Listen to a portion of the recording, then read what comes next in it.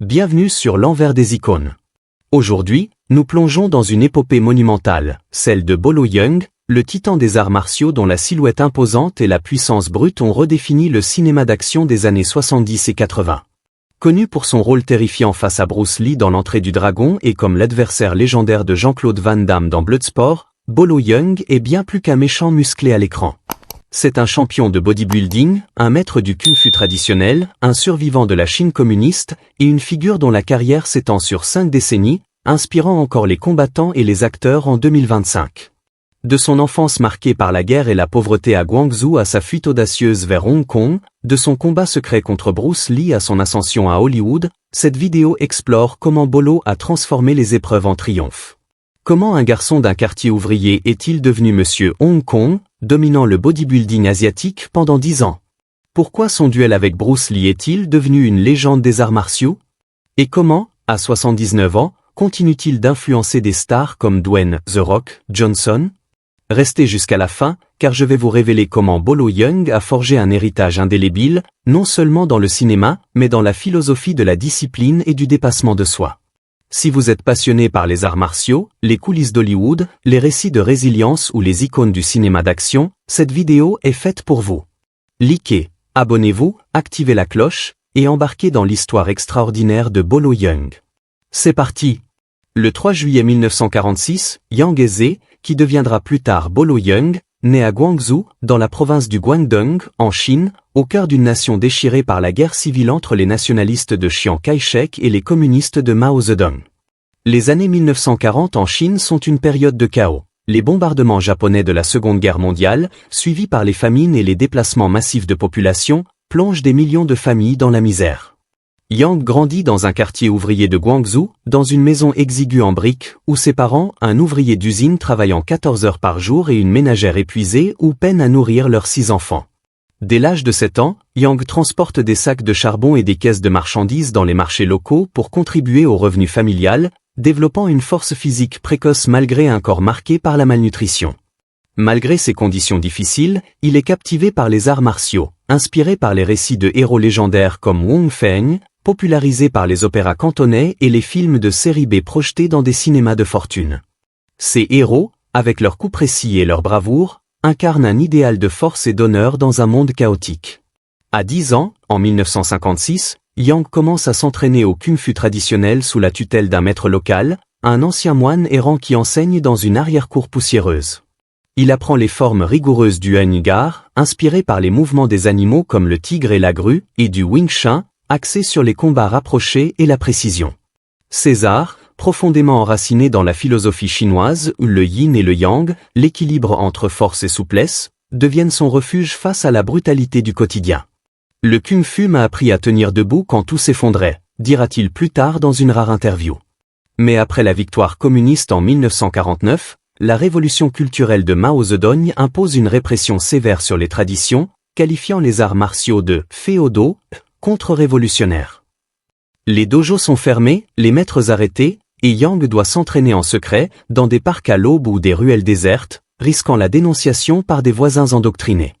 À 15 ans, en 1961, il découvre le bodybuilding, une pratique occidentale presque inconnue en Chine, introduite par des marins britanniques et des magazines comme Strength et Health ou Muscle et Fitness, échangés sous le manteau. Fasciné par les images de bodybuildés comme Reg Park, Steve Reeves et Bill Pearl, héros musclés des péplums hollywoodiens, Yang fabrique des poids avec des briques, des tuyaux métalliques et des sacs de riz, s'entraînant dans un hangar derrière la maison familiale. Ce mélange de kung-fu et de musculation forge un physique unique, des muscles massifs alliés à une agilité martiale, une rareté dans une Chine où la malnutrition rend les corps frêles. « Je voulais être plus fort que la faim, plus fort que la peur », confiera-t-il.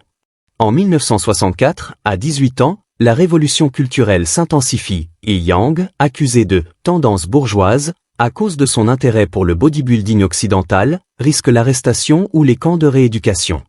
Il décide de fuir vers Hong Kong, colonie britannique et refuge pour des milliers de Chinois. La traversée de la rivière Shenzhen, sous une pluie battante et dans l'obscurité, est un acte de bravoure. Il nage pendant des heures, évitant les patrouilles frontalières et les projecteurs, frôlant la noyade dans les courants glacés. Il arrive à Kowloon, épuisé, trempé, mais vivant, avec rien d'autre que ses vêtements et sa détermination. C'est là qu'il adopte le nom de Bolo Yeung, inspiré par un personnage de film, marquant le début d'une nouvelle vie. À Hong Kong, Bolo trouve refuge chez des cousins éloignés dans un taudis surpeuplé de Mongkok, travaillant comme ouvrier dans une usine textile pour $2 par jour. Les conditions sont rudes, des journées de 12 heures, des dortoirs humides, et une ville où la concurrence est féroce entre les réfugiés. Mais sa passion pour les arts martiaux reste intacte. Il s'inscrit dans un dojo clandestin à Kowloon, où il perfectionne le tai chi, pour l'équilibre et la fluidité, et le kung fu du Nord, connu pour ses kicks acrobatiques et ses mouvements explosifs. Il étudie aussi le Choi Li Fu, un style combinant vitesse et puissance, et passe des heures à pratiquer des formes dans des parcs publics, attirant l'attention des passants.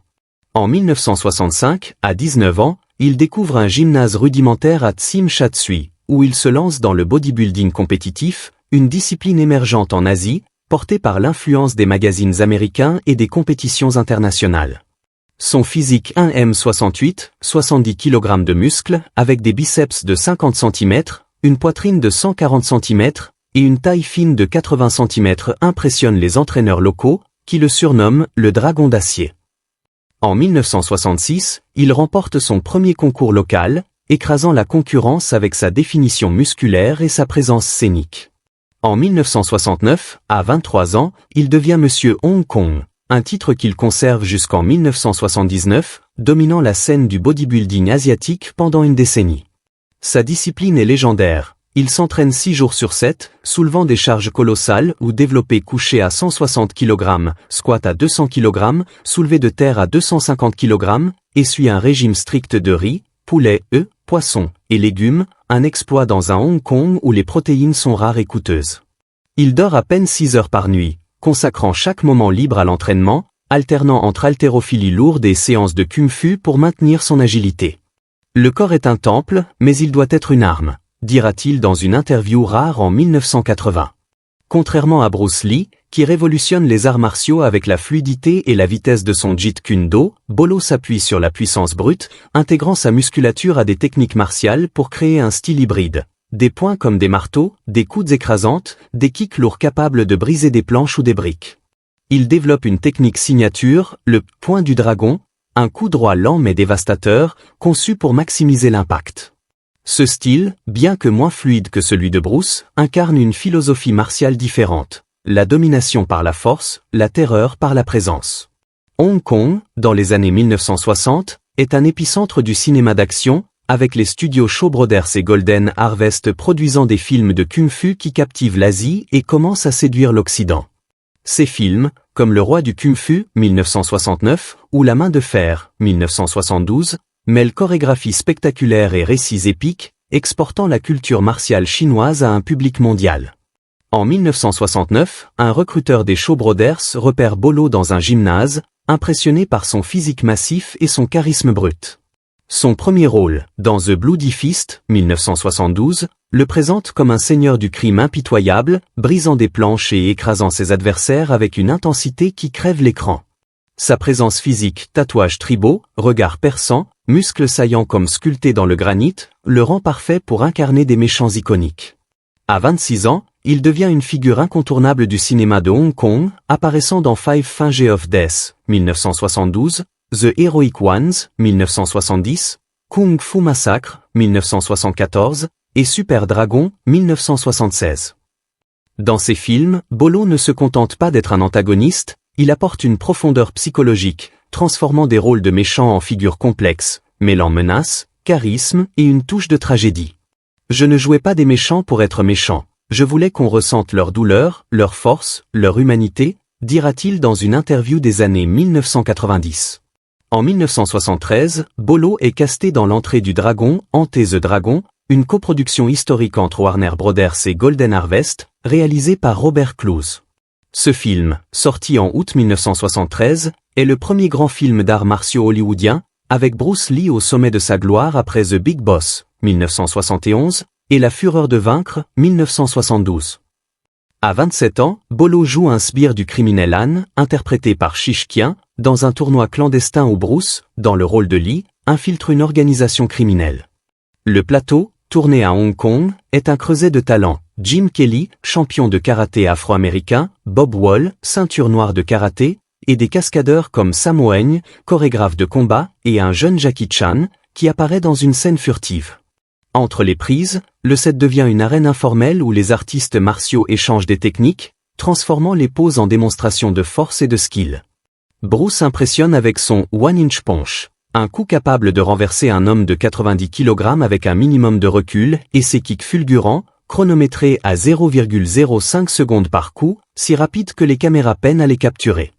Bolo, lui, épate par des démonstrations de puissance brute, soulevant des haltères de 100 kg, brisant des piles de 5 briques d'un seul coup de poing, ou exécutant des kicks lourds qui font vibrer le sol. Bruce était un éclair, Bolo une montagne, dira Bob Wall dans une interview de 1990. Une tension silencieuse s'installe, alimentée par leurs philosophies opposées. Bruce, avec son Jeet Kune Do, prône l'adaptabilité, l'efficacité, et le rejet des formes traditionnelles, s'inspirant de la boxe occidentale, de l'escrime, et même de la danse pour sa fluidité. Bolo, ancré dans le kung-fu classique, mise sur la domination physique, utilisant sa masse musculaire pour intimider et écraser ses adversaires. Cette rivalité n'est pas personnelle, mais professionnelle, chacun veut prouver la supériorité de son approche. Warner Brothers, soucieux de recentrer l'histoire sur le duel final entre Bruce et Han dans la salle des miroirs, une séquence devenue culte pour son symbolisme et sa chorégraphie complexe, réduit drastiquement le rôle de Bolo.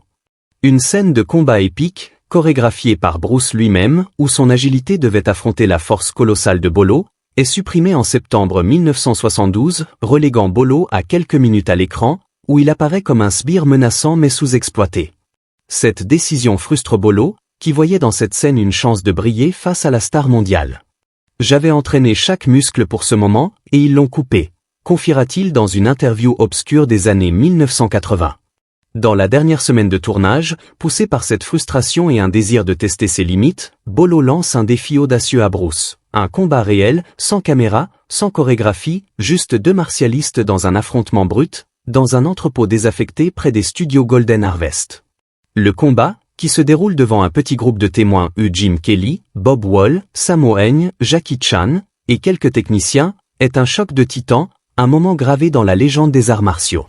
Bruce, un M72 et 64 kg, adopte une stratégie de fluidité, dansant autour de Bolo comme une ombre, utilisant sa vitesse pour frapper et se retirer avant que Bolo ne puisse riposter. Ses coups, précis comme des scalpels, visent les points vulnérables, côtes, genoux, visage, exploitant sa maîtrise du Jeet Kune Do pour rester insaisissable. Bolo, un M68 et 70 kg de muscles, mise sur sa puissance brute, cherchant à réduire la distance pour asséner des coups dévastateurs, points comme des marteaux, coudes écrasantes, kicks lourds capables de briser des os. Chaque coup de Bolo pouvait mettre fin au combat, mais il fallait qu'il touche, dira Bob Wall. Au début, Bolo domine par son agressivité, forçant Bruce à reculer sous une pluie de coups, ses poings sifflant dans l'air comme des boulets de canon. Ses attaques, lentes mais puissantes, créent une pression constante, obligeant Bruce à rester en mouvement perpétuel. Mais Bruce, fidèle à sa philosophie, soit comme l'eau, fluide et adaptable, esquive avec une agilité féline, contre-attaque avec des combinaisons rapides de kicks circulaires, de jabs inspirés de la boxe, et de coups issus du Wing Chun, maintenant un rythme infernal. Après 5 minutes, la différence de conditions physiques devient évidente. Le physique hypertrophié de Bolo, bien que terrifiant, exige une énergie colossale pour maintenir sa puissance. Ses muscles, gorgés de sang, commencent à fatiguer, sa respiration devient lourde, ses coups moins précis, ses mouvements ralentis par l'épuisement. Bruce, au contraire, semble à peine essoufflé, ses kicks et poings toujours vifs, son regard perçant analysant chaque mouvement de Bolo avec une précision chirurgicale. À la 10e minute, Bolo ralentit visiblement, ses attaques devenant prévisibles. Bruce accélère, enchaînant des combinaisons de 3 ou 4 coups, frappant les côtes et les jambes pour déséquilibrer son adversaire. À la 15e minute, Bolo, épuisé, les muscles tremblants sous l'effort, lève la main pour signaler sa reddition. Bruce, respectueux, s'arrête immédiatement, lui serrant la main avec un sourire. Ce n'était pas une question de victoire, mais de respect mutuel, confiera Jim Kelly dans une interview de 2000. Ce combat, bien que non filmé, devient une légende parmi les initiés, un témoignage de la supériorité de l'endurance, de l'adaptabilité, et de la stratégie sur la force brute. Bolo, humble, admettra plus tard, Bruce était un génie. J'ai appris que la force ne suffit pas si tu ne peux pas durer. Ce duel, qui dure environ 15 minutes, reste l'un des moments les plus mythiques du cinéma martial, discuté dans les dojos et les forums même en 2025. Ce combat marque un tournant pour Bolo. Conscient que sa musculature, bien que redoutable, limite son endurance, il revoit son entraînement dans les années 1970, intégrant des exercices de cardio intensifs, course de 10 km, corde à sauter pendant 30 minutes, natation pour équilibrer force et agilité. Je voulais devenir plus qu'un mur de muscles, je voulais être un combattant complet, dira-t-il dans une interview en 1985. Il passe des heures à analyser les techniques de Bruce, étudiant la fluidité du Jeet Kune Do et adaptant certaines idées à son style, comme des kicks plus rapides et des mouvements de hanche pour augmenter l'impact. Tragiquement, Bruce Lee meurt le 20 juillet 1973, à 32 ans, d'un édème cérébral, quelques semaines avant la sortie de l'entrée du Dragon, qui devient un phénomène mondial, rapportant 400 millions de dollars ajustés à l'inflation. Bolo, profondément affecté, rend hommage, Bruce était un frère, son esprit vit dans chaque combattant. Après l'entrée du Dragon, Bolo devient une star du cinéma de Hong Kong, jouant dans The Ring of Fury, 1973, Kung Fu Massacre, 1974, Super Dragon, 1976, Bolo, 1977, et The Clone of Bruce Lee, 1980, où il incarne des antagonistes mémorables. Dans The Ring of Fury, il joue un chef de gang qui affronte un héros vengeur, utilisant des techniques de choix Lifu pour des scènes de combat brutales. Dans Kung Fu Massacre, il impressionne par une séquence où il brise une pile de 10 briques d'un coup de coude, une prouesse qui devient sa marque de fabrique. Ces films, produits à un rythme effréné par les Shaw Brothers et Golden Harvest, capitalisent sur l'engouement mondial pour le kung-fu, popularisé par Bruce Lee. Bolo, avec son physique unique et son intensité, devient un symbole de la force brute, contrastant avec les héros agiles comme Jackie Chan ou Yuan Biao. En 1988, il atteint un nouveau sommet avec Bloodsport, face à Jean-Claude Van Damme. Dans le rôle de Chong Li, un champion impitoyable du kumite, un tournoi clandestin, Bolo livre une performance iconique, brisant des briques, lançant des regards qui glacent le sang, et grognant des répliques cultes comme « Vous êtes le suivant ». Le film, tourné avec un budget modeste de 1,5 million de dollars, rapporte 50 millions et devient un classique du cinéma d'action, propulsant Van Damme au statut de star. Bolo forge une amitié avec Van Damme, partageant des entraînements dans un gymnase de Los Angeles, où ils échangent des techniques de combat et des conseils de bodybuilding. Van Damme, impressionné par la discipline de Bolo, l'invite dans Double Impact, 1991, où il joue un homme de main brutale, et Tiger Claw, 1991, où il incarne un maître martial dans un tournoi sanglant. Bolo tourne dans plus de 50 films, dont Shoot Fighter, 1993, Ironheart, 1992, et Breath in Fire, 1991, alternant entre Hong Kong et Hollywood. Contrairement à beaucoup d'acteurs martiaux, il reste fidèle à ses racines, enseignant le kung-fu dans des dojos communautaires à Hong Kong et Los Angeles, où il forme des jeunes issus de milieux défavorisés. Le kung-fu m'a sauvé, je veux le transmettre, dira-t-il. À 79 ans en 2025, Bolo vit à Los Angeles, où il continue d'entraîner des jeunes fighters et des acteurs, partageant son savoir dans des séminaires sur le kung-fu et le bodybuilding. Son influence perdure. Des stars comme Dwayne The Rock Johnson le citent comme une inspiration pour son physique et sa discipline, et des combattants de MMA étudient ses techniques de puissance dans des vidéos d'archives. Bolo reste actif sur les réseaux sociaux, postant des vidéos d'entraînement sur X, où il soulève encore des haltères à 70 ans passés, prouvant que l'âge n'est qu'un chiffre. Il participe aussi à des conventions de cinéma et d'arts martiaux, où les fans, jeunes et vieux, viennent lui rendre hommage. La force vient du cœur, pas seulement des muscles, dira-t-il dans une interview récente en 2024. Son héritage transcende le cinéma. Bolo incarne la résilience, la capacité à surmonter les épreuves guerre, pauvreté, exil ou pour devenir une légende. Il a prouvé que la force brute, combinée à la discipline, peut rivaliser avec la vitesse et l'agilité, même face à un génie comme Bruce Lee. En 2025, alors que les arts martiaux modernes comme le MMA dominent, Bolo reste un symbole de l'âge d'or du kung-fu, une époque où les combattants étaient aussi des philosophes, des artistes, des survivants. Son combat avec Bruce Lee, bien que non filmé, continue d'alimenter les débats, la vitesse contre la force, l'innovation contre la tradition. Alors, qu'en pensez-vous? La vitesse de Bruce était-elle imbattable, ou Bolo aurait-il pu l'emporter dans un autre contexte? Partagez vos pensées dans les commentaires, likez, abonnez-vous, et activez la cloche pour plus d'histoires sur les légendes des arts martiaux.